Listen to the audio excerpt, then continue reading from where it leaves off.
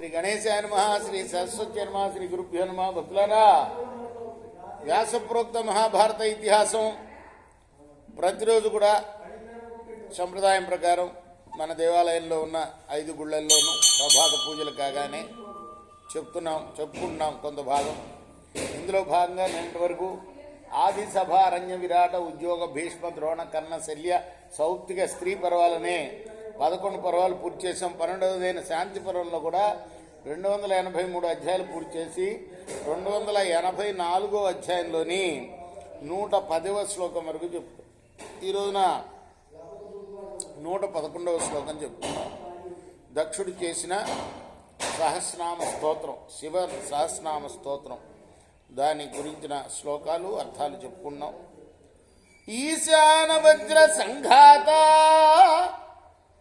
హరికేశ నమోస్తుతే, త్రయంబకాంబికనాథాయ వ్యక్త నమోస్తుతే, నారాయణం నమస్కృత్య నరం చైవ నరోత్తమం దేవీం సరస్వతిం వ్యాసం తతో జయముదీరయేత్.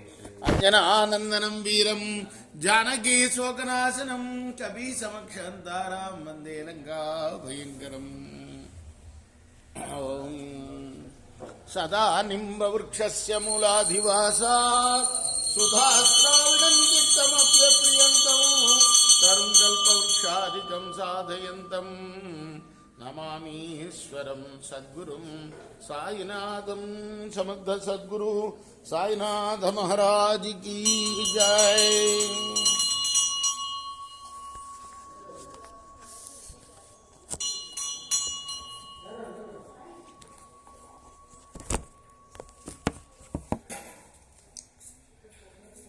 ఈశాన వజ్ర సంఘాత హరికేశ నమోస్తుతే, త్రయంబకాంబికనాథాయ వ్యక్త నమోస్తుతే. ఈశానుడా, వజ్ర సముదాయ రూపుడా,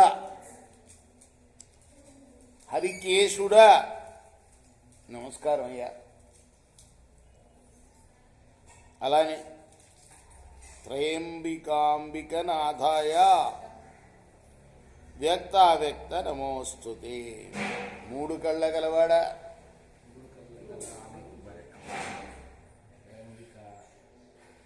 పార్వతీపతికి వ్యక్త స్వరూపుడికి నమస్కారం. త్రయంబక అంబిక నాథాయ.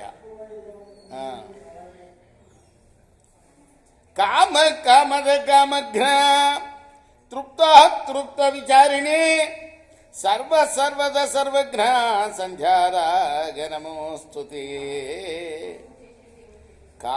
కామద అంటే కామస్వరూపుడు నీవే, అలానే ఆ కామాలని తీర్చేవాడివి కూడా నువ్వే, కోరిక తీర్చేవాడివి నువ్వే. కామద కామఘ్న, కామఘ్నుడు అంటే కాముని దహించిన వాడివి కూడా నువ్వే. 2-3 ముక్కల్లో ఎంత చెప్పాడు. కామద కామఘ్న తృప్త విచారిణే, తృప్తి చెందిన వాళ్ళని, తృప్తి చెందని వాళ్ళని కూడా పరిశీలించేవాడివి నువ్వు. తృప్త విచారణే సర్వద సర్వఘ్న,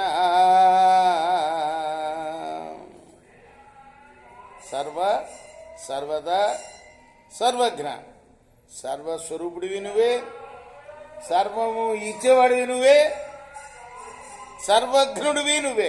అంటే అందరినీ సంహరించేవాడివి కూడా నువ్వే. సర్వద సర్వఘ్న 3 ముక్కల్లో అన్ని చెప్పేశాడు. సంధ్యారాగ నమోస్తుతే. ఎలా ఉంటావు నువ్వు? సంధ్య రంగులో ఉంటావు. సంధ్యా సమయంలో సూర్యుడు ఎలా ఉంటాడు అలా ఉంటావు. కాబట్టి సంధ్యారాగ నమోస్తుతే. మహాశివరాత్రి నాడు మనం శివ సహస్రనామ స్తోత్రం, అది కూడా దత్తుడు, ఎవరు మన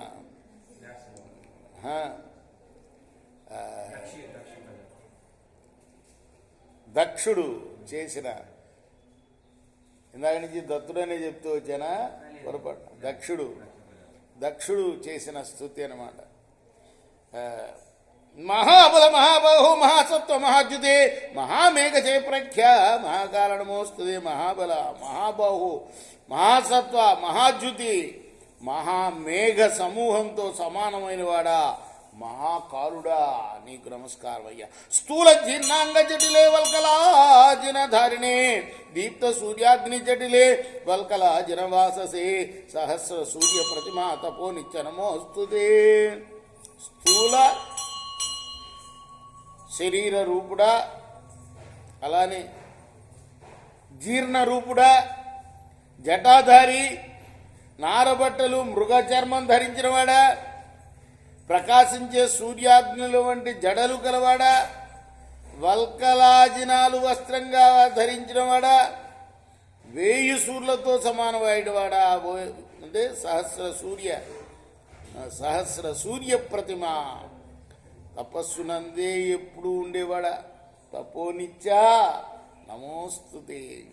ఉన్మాదన శతావర్త గంగా తోయాద్రమూర్ధజ చంద్రావర్త యుగావర్త మేఘావర్త నమోస్తుతే. జగత్తును మోహింపజేసేవాడా, అలానే ఎన్నో సుడులు నెత్తి మీద ఉన్నవాడా, గంగాజలంతో తడిసిన జుట్టు గలవాడా, చంద్రుని ఆవర్తింపజేసేవాడా, యుగాల్ని తిప్పేవాడా, మేఘాల్ని ప్రవర్తింపజేసేవాడా నీకు నమస్కారం అయ్యా. రేపు మనం 116వ శ్లోకం నుండి కొనసాగిద్దాం. కృష్ణార్పణమస్తు. సాయి కృష్ణార్పణమస్తు.